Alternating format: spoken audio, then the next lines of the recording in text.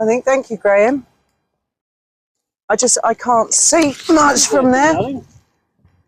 Yeah, that's great. Oh, I don't have to shout because I've got the microphone. No, that's great. That's great. I can still get you all in. Just try.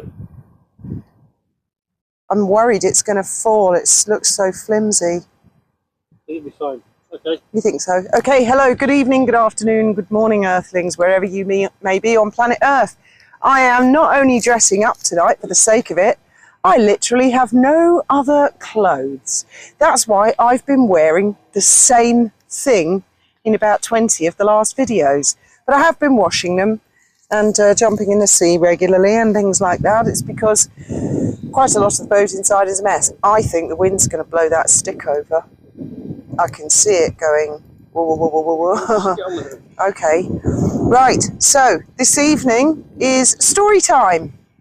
I'm going to tell you the story of when our son, when he was very little, brought the Royal Navy back to our boat. And they got drunk and they trashed it. Yes, so we moved down here. We actually bought this boat in 2007 and she was moored in Marina Bay in Gibraltar. And we finally sold Farben. So we had the two boats. We had Farben in Brighton and we had this one in Gib. So we're paying double moorings. We didn't have enough money to fly down and check on this boat because there was it wasn't British Airways. It was called GB Airways and it was very expensive. It was about £1,000 for the four of us to come down. And we were absolutely brassic, as they say. So finally, that was kind of when Graham and I nearly killed each other because we would just work. I mean, more than usual, both of us, work. He was on the tow trucks, on call all night long. You know, he'd get a text message, beep, beep, beep, beep, beep, job waiting, 2 o'clock in the morning, he's got to go and recover a broken down vehicle. I was doing cleaning, you know, and the only break I really got in the day was half an hour before the kids came out of school where I'd go round to my mother-in-law and get a lecture from her husband and my mother about how we didn't know, we'd never had it so good. Oh, that used to really wind me up. And all the stuff they'd been reading in the Daily Mail that day and how they would put in the world to rights, of course. And then I'd go and pick kids up from school and take them to the park every day after school for an ice cream, play with their friends, because they were in school in Brighton and at Southwick, and we were living in Brighton Marina. I wanted them to have a social life. And then I'd sit in Brighton Council, pre-arranged traffic jams. It took me 2 or 3 hours to get home to do the 6-mile journey, plus getting lectures on the radio all the time about how I was killing the environment by I should be walking everywhere. And I thought, well, I've got to carry a vacuum cleaner, a mop and bucket. I'm a cleaning lady. I've got to take my kids to school. How am I going to do all of that with all these different cleaning jobs all over Brighton if I walk? Are you kidding me? And then I'd get home. Finally, I'd go to Asda. We had to do the shopping every single day because we had a fridge about this big on Farben. So life was very stressful, and there was a particular day that Brighton Council used to seem to arrange to dig up the roads, all the major arteries, all at the same fucking time. Anyway, and Fridays were the worst when the people from London came down for the weekend to go to their holiday homes, and then the town would just come to a grinding halt. One Friday, it took me 2 hours and 59 minutes, I timed it, to get home. And Graham had been on a day off, and when I got home, I just thought, sod it, I'm not going to Asda tonight because I know there is a frozen lasagna in the fridge, but it wasn't frozen anymore. I know there's a couple of tea bags, a little bit of milk, so there's something for the kids to eat. And I got home and he'd eaten and drunk everything, unbeknown to him that I had been in traffic. And the traffic drove him crazy as well because he was a tow truck driver. And not only were there perpetual traffic jams, he was driving a tow truck, and a lot of the streets in Brighton were designed for the days of horses and carriages. Places like Hanover are not exactly designed for tow trucks. So we both nearly killed each other on that particular day. I got home and I was like, and he was like, and little Sammy, who I don't suppose she could have been more than about, I don't know, 8 or 9 years old, she got between the two of us and broke it up. But I mean, if the kids hadn't been there, I think we would have killed each other, Graham. I really do. He's sitting on the bow. It was a lot of stress, and we were on minimum wage, and we had no money, and constantly had someone on our case. And then what really did it for me in the end, when I said to him, we've got to sell Farbed and we're going to move down and we're going to move on to Sea Lion permanently, was I put the telly on. I can't remember if it was breakfast TV or it was in the evening, and I was getting yet another lecture from the media.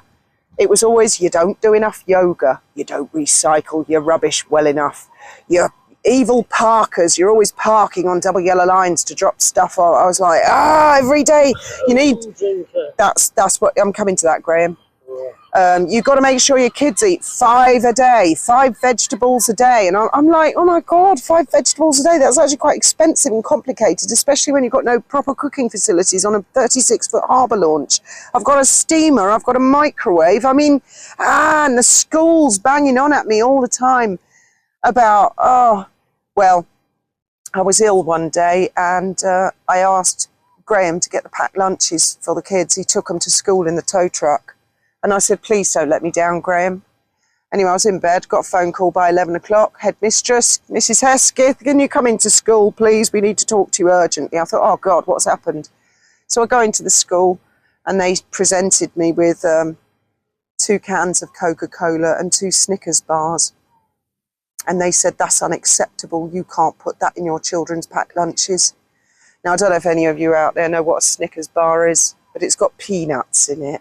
So not only did Graham stop off at the petrol station to get them fizzy pop, which is a big no-no, not in the politically correct world, he also got them chocolate, which was an equally big no-no, and it had peanuts in it. Oh, a big lecture from the headmistress about what a terrible mother I was, and how I need to learn to do better and all this stuff. And then I put the radio on, I'm not doing enough yoga, knit yourself a cardigan out of yogurt and all this fucking crap. And then what broke the camel's back was I put the telly on one day, and they said, I didn't drink that much in the UK because it was expensive. Graham and I used to get a box of wine, and that'd last us from Thursday to Sunday. We'd have about 2 glasses of wine, little ones, at home, because we couldn't afford to go to the pub. And they said, I was just about to take a sip of wine, and they said, are you an evil home drinker, depriving the publicans of their living?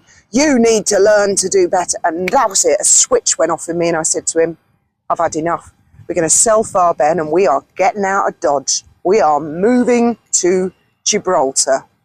Now, everywhere you live, wherever you live in the world, there's always problems. There's always problems. But there's some problems that some of us can cope with, and some we can't. And I just couldn't have the traffic wardens, the Brighton Council, the licenses, you've got to do better for the environment, you need to walk, you need to be more healthy, you're a drain on the NHS. God, I only ever went near the NHS once, and that was to give birth. I didn't even tell them I was coming. I phoned them up on the night. I said, I'm going into labour. They said, you've got no appointment. I said, well, I'll do it in a car park then. And they went, oh God, no, you better come in. He was born and I was out their hair. It's the only time I've ever really put them out, and they were wonderful, actually. They were wonderful.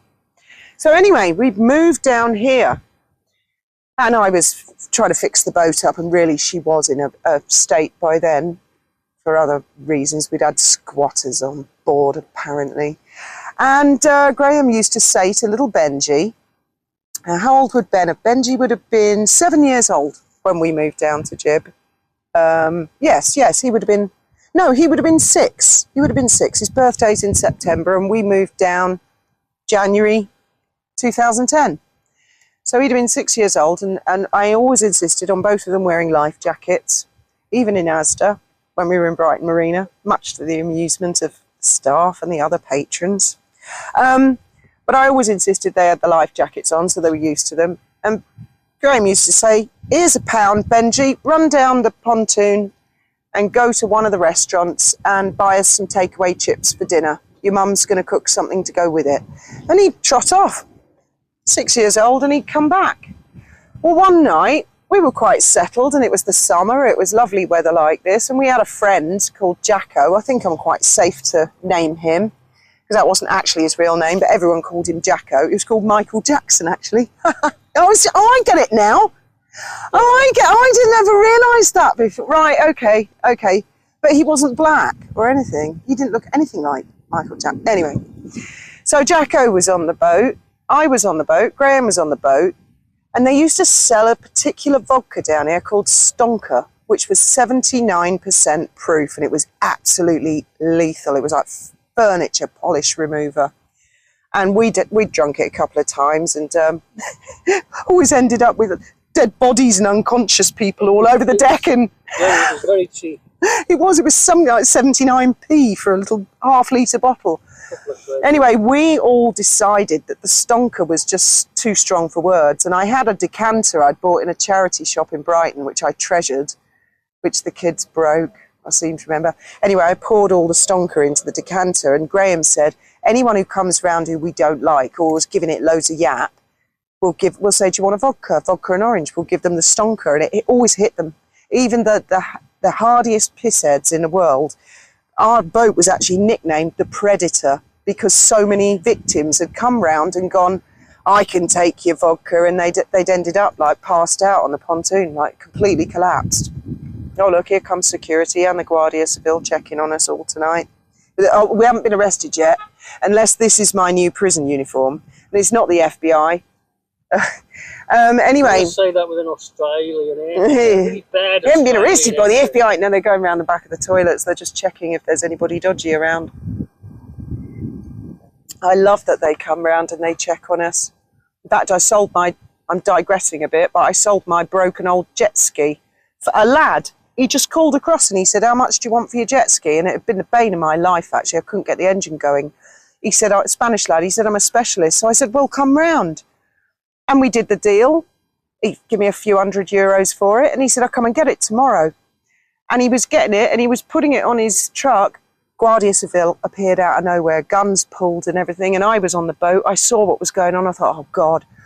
I went down. I said, it's all right. It's all right. It's my jet ski. They said, we know.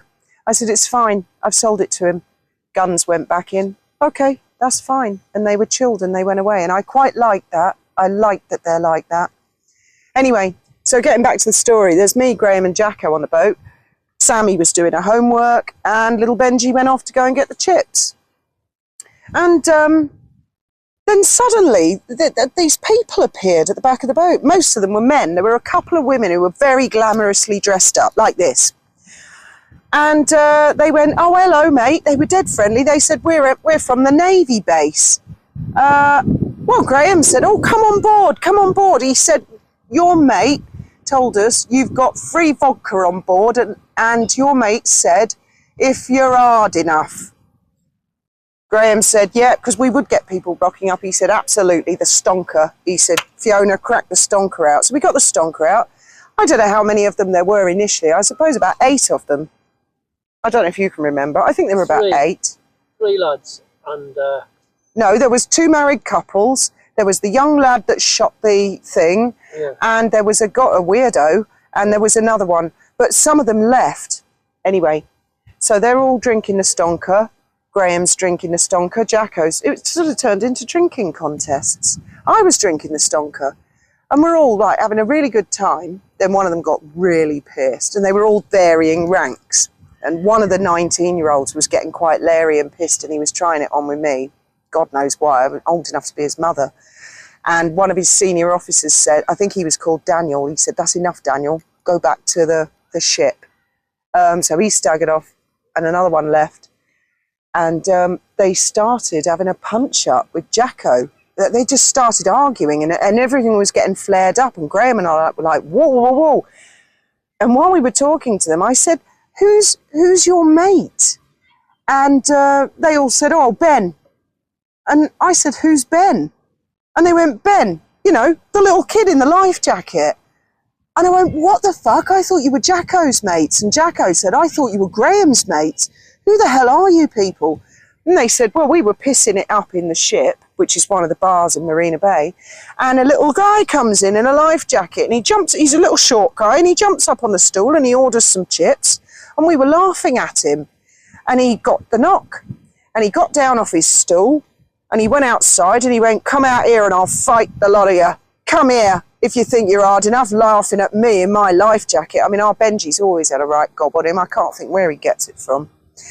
Anyway, they thought it was so hilarious, and the more they were laughing at him, the angrier he got, until he said, I'll tell you what, if you think you're hard enough, you come round my boat, they call it the Predator, and you drink some of my mum and dad's stonker. And they went, what's stonker? He said, free vodka, and of course the Royal Navy. That's asking for trouble, isn't it? Anyway, there was a right old punch-up in the saloon. There was a massive fag burn in the middle of my brand new carpet the next morning. Everything smashed up, and Benji got up. He got himself up for school, actually, that day for once, and he came through and he saw all the mess I was cleaning up, and he went, I'm so sorry, Mum. I didn't know they'd do that. Is that what people in the Royal Navy are like? And I went, did you really challenge these guys from the Royal Navy to come back to our boat? And he went, yeah. Well, you and Dad are always doing it. Oh, lead by example, isn't it? And he actually applied to join the Royal Navy during the lockdown, and they were going to accept him, and then they said because of the COVID, we'll do the medical questionnaire over the phone. A nurse will call you, and a lady phoned him. Her English was not her first language, and she said to him, have you got Asperger's? And he didn't know what that was, and he said, I don't know. And she said, I'll put a tick for yes. You've got to go to a psychiatrist and have yourself assessed. And she said, have you ever suffered with depression? And he went, well, sometimes, you know, like if a girl dumps me. And she went, right, depression, you could be suicidal. And I looked into how much it would have cost us in Gib, because I would have, for what they were asking, I'd have had to take him to college clinic, and it was going to be about between £250 and £500 to prove there's nothing wrong with him. And we just said, sod the Royal Navy, I don't know what the hell they're playing at. And that is the end of my story for tonight. And hopefully I will still be here tomorrow. Actually, do you know what? I don't know if I've still got a channel, Graham. I haven't looked at YouTube all day. I looked at it earlier, it was there. Oh, it was there. It was there. Okay, long may that last. Okay, so the end. Thoughts, stories, experiences to share? Good night, and may your God go with you.